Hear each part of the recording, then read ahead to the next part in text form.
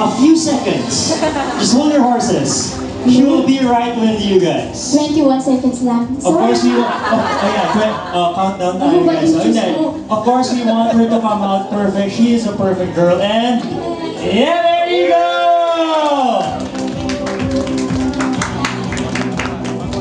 Floor is all yours. Hello, magandang hapon sa inyong lahat. Si Sandara to.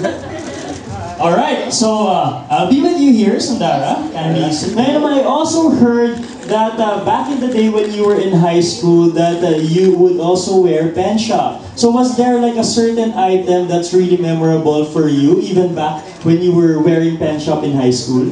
Yes, actually, medyo naiiya ako kasi.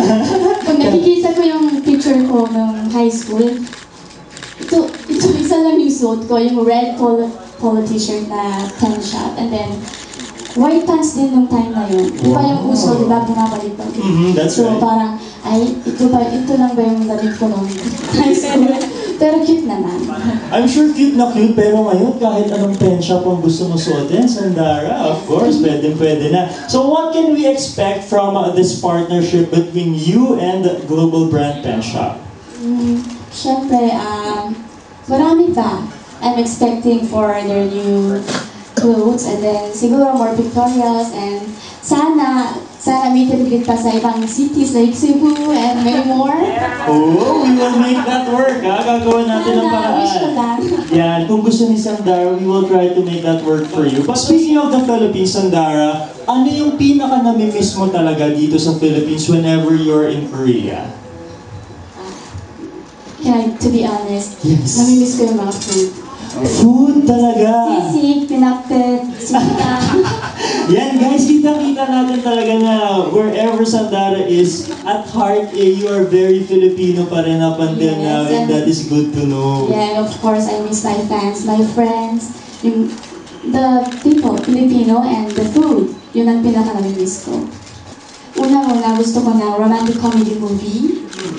And then, gusto ko maging judge. Judge? Yes. Kasi di ba dati sa Star Circle Quest, contestant ako. Pero ngayon, matanda na ako. So, parang gusto ko maging Hindi judge. naman. Grabe naman. Hindi naman. But looking very young pa rin si Sandara, di ba? Pero this time, kung magiging judge ako, sabihin ko, you're in! Sa lahat, Sa lahat ng contestant, you're in! ganun mabait si Sandara. Everyone, you're in! Everyone, you're in! Kamusta naman ang pagiging superstar sa Korea? How different is it compared to being here in the Philippines? Superstar ba ako? Of course, syempre!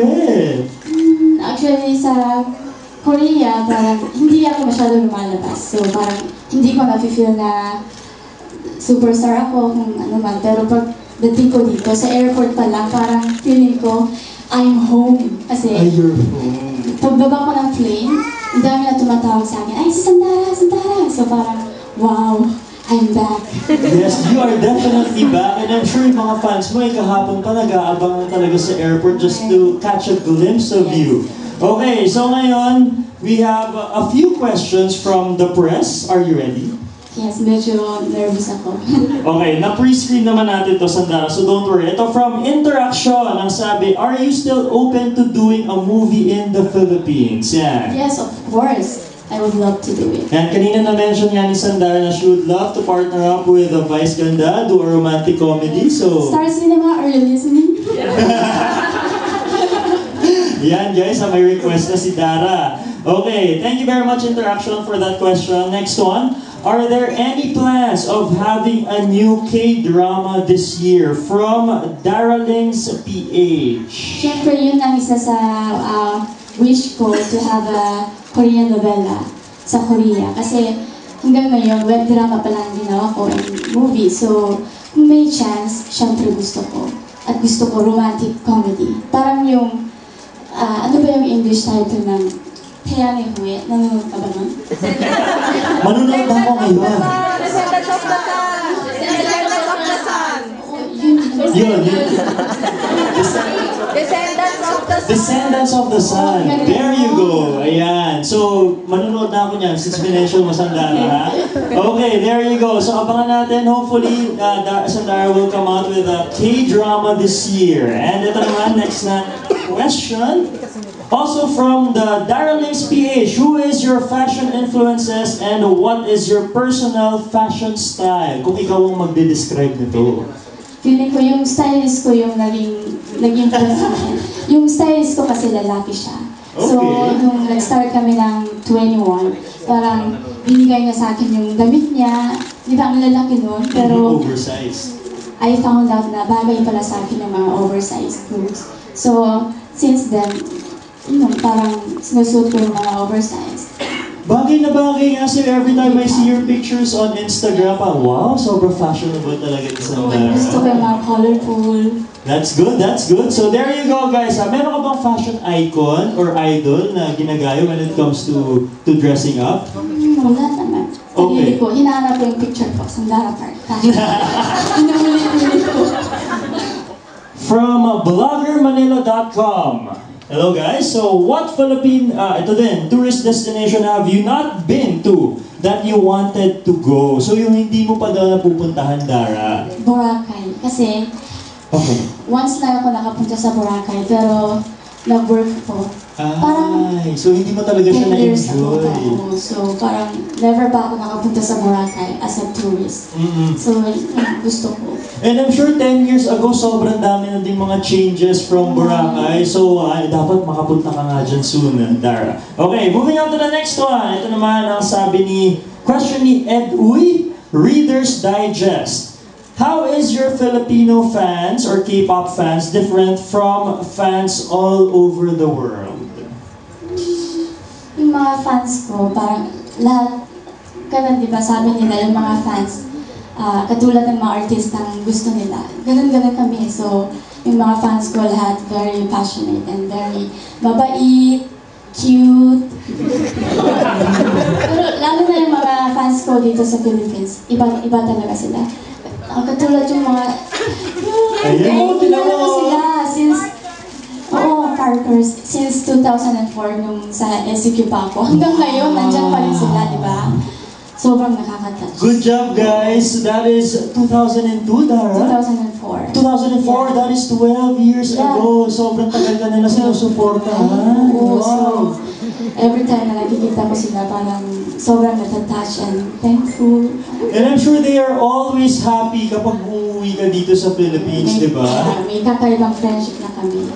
Kumakanta ako sa Linggo ng Wika. Wow! Yun yung mga pinakagusto ko. So I'm sure Tagalog ang kinakanta mo, Linggo ng Wika. Of course. Ano kinakanta mo back then? Kinanta ko yung dadalhin. Dadalhin kita sa aking palasyo. Dadalhin hanggang langit ay manibago. Bakit naalala ko pa yung lyrics? Uy, galing ha?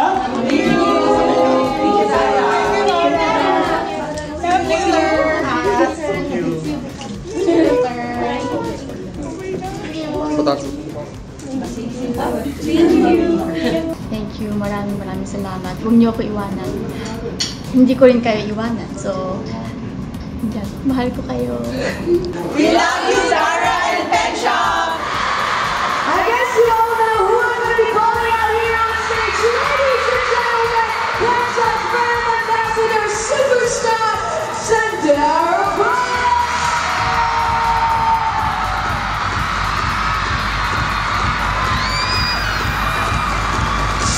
Make some noise! Make some noise!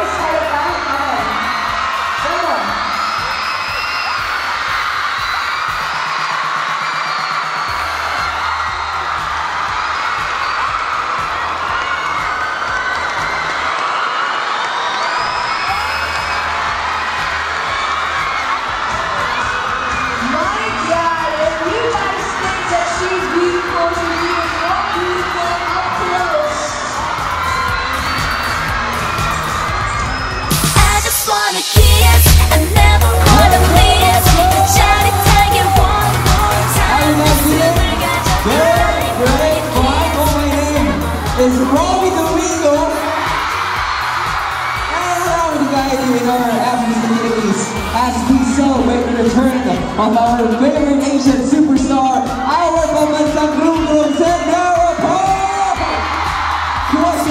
Question is, are you guys ready? Can you match up? How about here? Okay. What is your name? Clarence. Clarence? Handa ka na ba?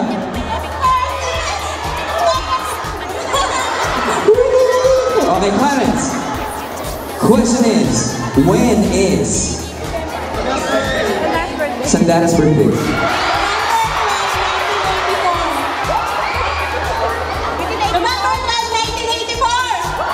November 12, 1984 is correct! Alright, we'll be giving you gifts. Turn our phone hands up, of course. Okay, your question is, what are Sandara's nicknames?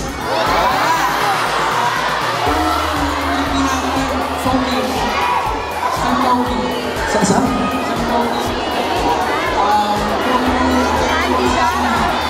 Suri Sandara, Sandy, Groom, all of those are correct! Congratulations! Got some gifts over here. Last two. What is the title of Sandara's first Filipino song that was released in 2004? Pwede ba makingin ang sample? In 3, 2, 1.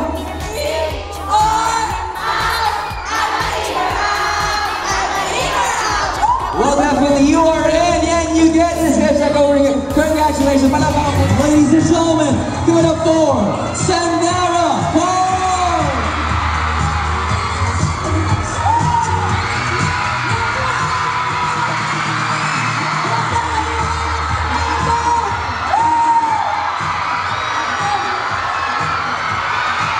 Welcome back home, Sandara.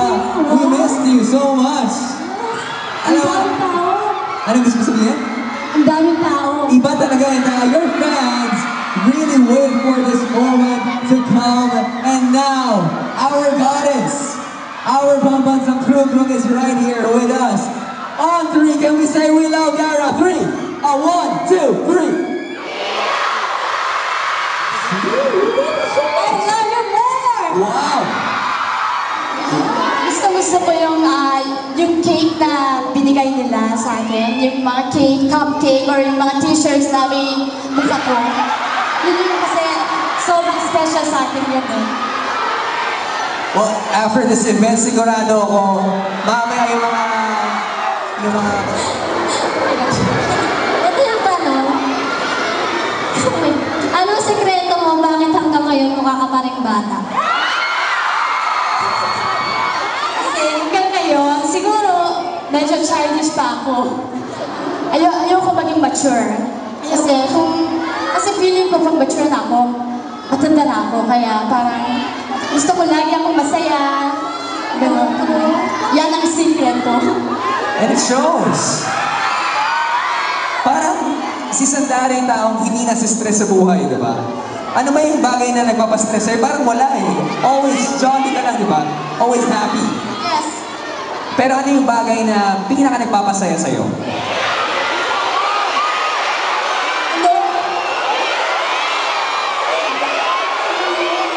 Alam ko na. That brand over here, Pen Shop. Pen Shop talaga ang see?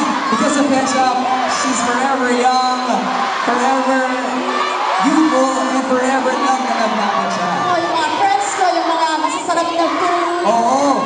Yung mga cats ko, ang cute nila, mga pusa ko. Ayun, IXXAN. Question is, describe Sandara when she is in love. When I'm in love, true-true ako. Wala akong pakialam sa mundo. Pwede ba makakuha na konting sample? Paano ba yung in love na Sandara Park? Can you give us that look? Huh? Yung itsurang in love ni Sandara Park. In 3, 2, 1, go! Ganon! Yun ang Pag nakikita ko siya, parang, Inig sa mga sana dumating na rin yung Prince Charming ko. Ayun!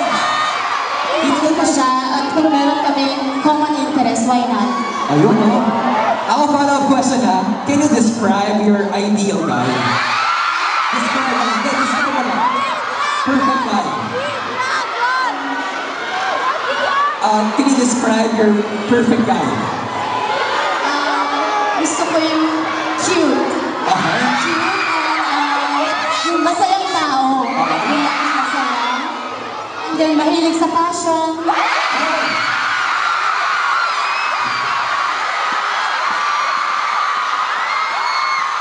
Hindi ko na pinakaya!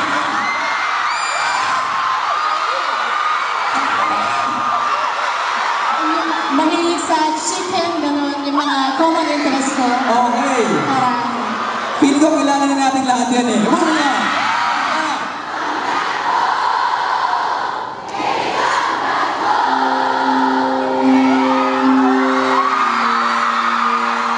Yan talaga. Yan ako, personally, yan ang playlist ko pag nag-gym ako eh. Gano'n ka ganyan, come back home, gano'n. Ayan.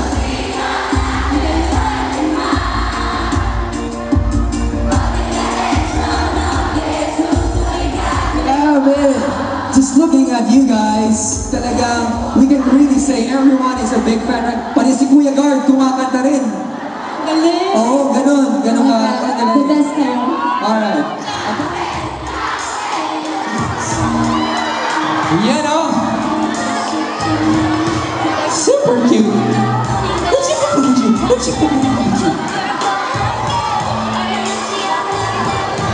Bahay ko kayo. Oh! Sige, alis ka na. Okay. Tapos na. Ayos na. Oh. Sana